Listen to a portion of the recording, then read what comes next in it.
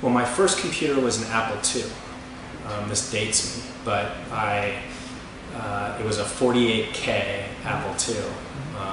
It's almost unimaginable how small that is, but my father had bought it for his office, and he used it to run VisiCalc, which was the first spreadsheet ever. And so that was the first thing I ever learned on a computer, was an Apple II with VisiCalc, and then a word processor, and then of course games.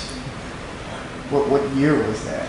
That would have been 1981, maybe 1980, 80 or 81. I was in like the 7th grade or something like that. I was very young.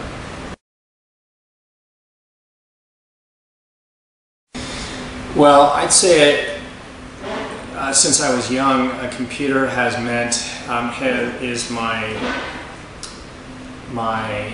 it's my primary entertainment device. It's my primary sort of productivity device, and it's my primary communications device. It's the way that I communicate when I'm not with people face to face. I rarely use the phone. I much more use email and chat and so on. It's my primary entertainment device. Of course, I read books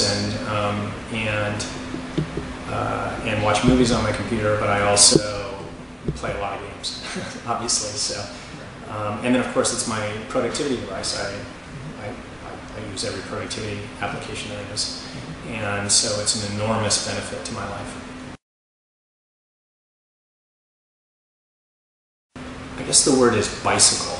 I read years ago, I saw an interview with Steve Jobs, and he described a computer as a bicycle of the mind, or a bicycle for the mind.